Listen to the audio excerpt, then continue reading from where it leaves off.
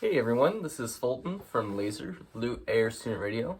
This is my music room for December 8th, 2020. It's a Tuesday. First of all, I'd like to start with land acknowledgement to the Aboriginal land keepers of Central Whidbey Island almost, the Clown, Skagit and Snohomish peoples. We must take action to repair and restore their Aboriginal lands to them and just ensure that their stories are told. Anyways, let's get into the music. First off, listen to this last night. I was ending the day. Saucer Full of Secrets by Pink Floyd, their second album. This is from the 1992 Shine On box set. Found this at a thrift store. It's just missing the entire box and one of the CDs. But besides the point, this is it's a groovy album. You know, it just fits the mold for what you'd expect of early psychedelic prog, leaning into prog, but more on the psychedelic rock side. Personally, I think it's okay. I should maybe listen to it more, but it just feels like a bunch of songs that are meant to, do some drugs to. But yeah, the vocals are fun. The guitar, that's why I like psychedelic guitar is real fun. But other than that, it's kind of like the standard for what you'd expect around that time, 1968, 67-ish. Up next, Fugees, The Score, essential 90s hip-hop, rap, pop, whatever album, R&B, Wyclef Jean, Pros, and of course, Miss Lauryn Hill. Amazing production.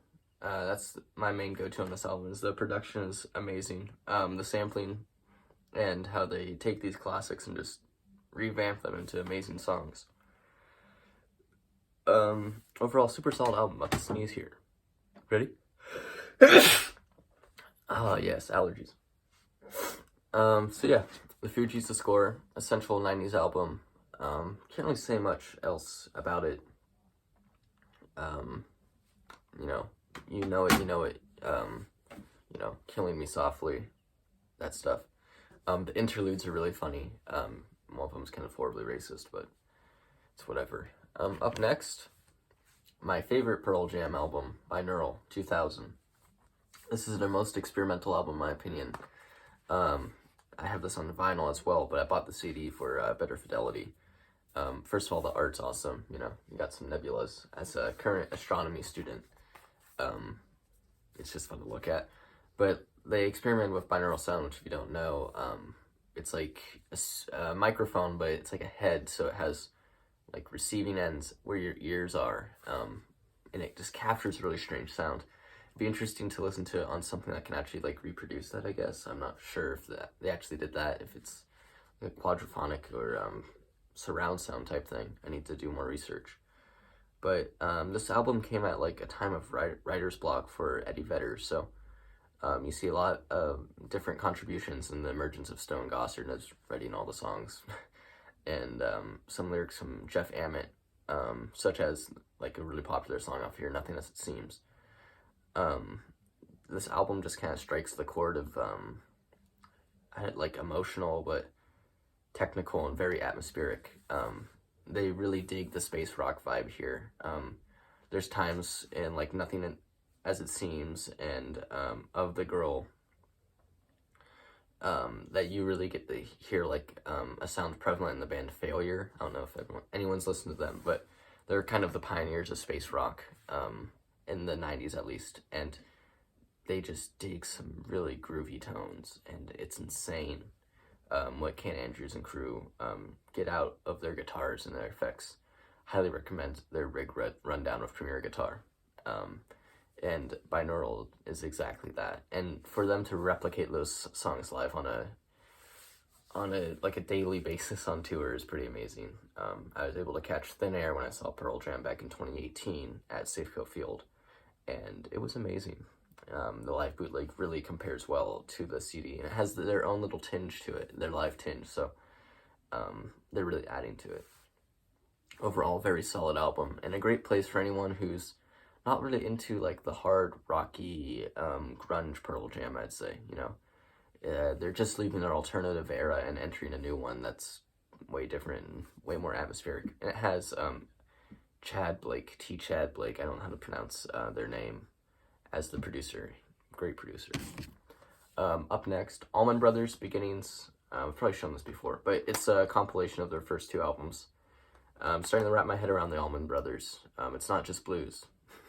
It's jazz, it's soul, it's all these other things. The instant thing that sticks out to me is how tight the rhythm section is on this album, especially their first album, with just Allman Brothers and that Whipping Post, especially the turnarounds. It's very tight. The lyrics, they're the lyrics, very classic blues. My woman left me, but the band is so tight, and you can feel the intensity in Greg Allman's voice. I believe Greg Allman's on lead vocals, and the dual guitars between Dickie Betts and Dwayne Allman are super strong. It's kind of like a dueling banjos thing, like from Deliverance, but imagine that with electric guitars, and they're just trading licks back and forth, and they're really driving the song forward, melodically, but the rhythm section is just so strong with the 2 drummers and the bassist, and then you just have Greg Allman flourishing with keyboards. It's pretty good. I definitely recommend it. Up next, probably one of my favorite jazz albums, Ray Barbee meets the Mattson 2. For you in the skate world, yes, it's that Ray Barbee. For you in the music world, who is Ray Barbee? Ray Barbee is a jazzer, punker, hard to explain, avant-garde, just amazing player. But yeah, this album digs some really groovy cuts. They cover Maiden Voyage by Herbie Hancock on this edition. It's the special one with the DVD that shows the making of, which is insane. But the Mattson twins are super young on this album. I've shown the Mattson 2 before. They're super young on this album, and then they just tap a musical and influential resource to them, for skateboarding, Ray Barbee, and they just produce something magical. It's, they recorded live with the Mattson twins on guitar and drums, respectively, and then Ray Barbee on guitar as well, and then they overdubbed some stuff. And it's just so laid back, it's so cool, and the overdubs they add just add so much more to it. It really feels like a unique southern, I don't know, they're not Southern Californian, but I think they're out of Santa Cruz area, but it creates a unique Californian feel. Both it's got this cool jazz feel, but also the intensity of skateboarding, and just the virtuosity of Jared and Jonathan Mattson is something unparalleled, and I highly recommend that you check them out. Anyways, on to vinyl. First up, I couldn't resist myself in the store the other day, Pop-Up Records Northwest. I purchased, one second guys, Paranoid by Black Sabbath. I also watched their classic albums clip, and I don't know, that probably influenced me. I'm trying to get to them more and more, but classic metal album, kind of like the grandparent of them all. You know it. I don't really have to talk about it, I think. Let's see. Dixie Dregs, Night of the Living Dregs. Southern jazz fusion. It's really southern, especially with the instrumentation and the strings, and it's a good album. It feels kind of boring at times, not gonna lie, for someone who's not super into virtuosity as a there needs to be some emotion around it, not just shredding, and they kind of dig that at times. I definitely like side 2 more, where it's recorded live at Montreux Jazz Festival. But overall, it's really good. The art is what sold me on it, and that's why I picked it up many years ago, and I just pulled it again. Yeah. And their guitarist, Steve Morse, is amazing. That's kind of about it. Pulled this, Pussifer. I'm going to listen to this in a little bit. Live at the Burger Barns. So this is basically Maynard James Keenan of Tool, most famously. This is his solo comedy outlet project, Pussifer. this album basically takes a lot of the famous songs that he did and turns them into more of a country twangy type feel with some great dialogue in between. You can only find this on vinyl and on YouTube. So yeah, there's some great songs on here, like Rolled Up My Ass, a cover, originally from the Circle Jerks. That's about it. And it's got the famous song Queen Bee and Rev 2220. I don't know, it's just some fun stuff to throw on and really throw people for a loop. It's kind of like John Prine. It's a metaphor my dad always uses, but you're like, this is country music, and then you listen to lyrics, and that conservative friend you're hanging out with gets thrown for a loop. Anyways, probably one of my favorite albums, my collection, a first pressing of Europe 72 by the Grateful Dead. Paid a pretty penny for this last year, around this time, actually. Yeah, Essential Grateful Dead album, 3 LP, trucking across Europe, really captures the live sound of the Dead at the time, even though there's plenty of overdubs done later on. I feel like it's one of like the best rock albums, even if you're not into the Dead. One of the best live albums. It makes you feel like you're there, but also you're not. And it's just so clean. It's so well. I highly recommend the Jack Straw in there, Mr. Charlie, and the Morning Dew that they dig is quite powerful. Up next, kind of inspired by the Dixie Dregs, kind of not. Isotope 217. Excuse the profanity here, but Commander Mindfuck designer with Hoda and designer user password Libar. I don't know if I'm saying that word right. But you want avant-garde, you want to see where John Coltrane was really going. This is it. This is what I think John Coltrane would have dug if he stuck around and stayed on this earth with us a little longer. Especially with how like Tortoise progressed. So this is basically the people from Tortoise and Chicago Underground Orchestra, duo, trio.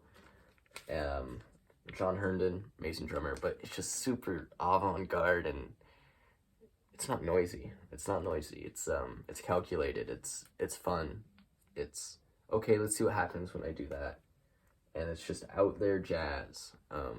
If you've listened to any later John Coltrane, this is kind of what he was digging, I'd say. You can't find this on streaming services, but check out The Unstable Isotope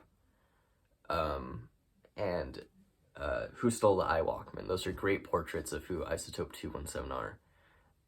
And then you can go into their respective bands, initially like Tortoise and Chicago Underground Orchestra, to see how they're actually like developed and I don't know, just actually like organized. That's kind of chaos in a good way. Took this from my dad. Neil Young, everyone knows this is Nowhere. This is 1978 repress. It sounds okay. I was surprised the condition was pretty rough, but early Neil Young album, definitely not my favorite, but it's got staples like Cinnamon Girl, Cowgirl in the Sand, Down by the River. If you're into Neil Young, you should know those tracks, I think. Yeah, it's just fun. The harmonies are snazzy. It's just bringing out some nostalgia. And my long lost journey to find a Cinnamon Girl. I can listen to that one. Okay, Rush. Pull this one. This is their self-titled debut album. And you're thinking, chaos. Who put that stupid sticker on there? It's actually from Evergreen State College. It's a promo copy that I snatched from my father. Yeah, I guess this promo copy is super rare. The vinyl's in pretty condition. Just lots of surface scratches. But this has Working Man on it, but essentially what Rush's first album is, it's a hard rock album that isn't so great. I mean, it gets pretty boring, like if you're driving down the road going 50 miles per hour, you might have some fun, but in my opinion, it's pretty boring, but it's a good portrait of what Rush was, and you get to see how talented Alex Lifeson and Geddy Lee are, even from how young and how hard rocky it is. If you've heard the song Mississippi Queen, that's what this album sounds like. To all you that played Rock Band 1, you know what I'm talking about. But yeah, I feel like it's a good portrait to see how far Rush has come as leaders of prog rock. And it has the original drummer John Ritchie on it, and you get to see the differences between him and Neil Peart if you look at later stuff, which is interesting. But yeah, overall, it's a fairly solid album. I don't have much to say about it. Other than that, it's a promo copy. It's fun, you know, if you're four on the floor kind of person, it'll work for you. And then finally, Steely Dan, Gaucho, part of the Dan, becoming part of the Dan, Steely Dan. At first I was kind of apprehensive to this album. Now it's warming up to me. This is the first pressing. Keith Jarrett isn't credited on Gaucho, which is awesome. Anyways, but yeah, Glamour Profession, Babylon Sisters, it's such an improvement over Asia. It's so tight, it's so refined, it doesn't sound real. It's not real because of how produced it was. But it's just an amazing album. I must say, Glamour Profession has some of the best storytelling in music I've ever listened to. And the whole development behind this album with Wendell is amazing to me as well. But yeah, Gaucho, Steely Dan. Yeah, it really just strikes a chord with me of how I like music to be, I guess, both lyrically and instrumentally. Anyways, everyone, this has been my music room. For all of you at POU, I recognize it's dead week. If you've made it this far, I'd really appreciate it. Yeah, just go study. Don't lose your mind. This will be over soon. You know, in the words of you know, many Writing 101 professors, you know, what you're feeling right now is good. You're growing, you're learning, no matter how stressful it is. So I just want to end on that note, and hopefully that helps some of y'all out there. And yeah, this has been Fulton's Music Room from Laser, Loot Air Student Radio. Be sure to check us out online at pou.edu/laser. Follow our Instagram, Laser Radio. There's 2 R's in there. I bet you could figure out where they are. Yeah, check us out on massmedia.pou.edu. It's a great resource for all of student media. You get to see snazzy music articles that I write maybe once a month, a little less, with my buddy Felix Alberson. But yeah, everyone take care of yourselves. Peace out.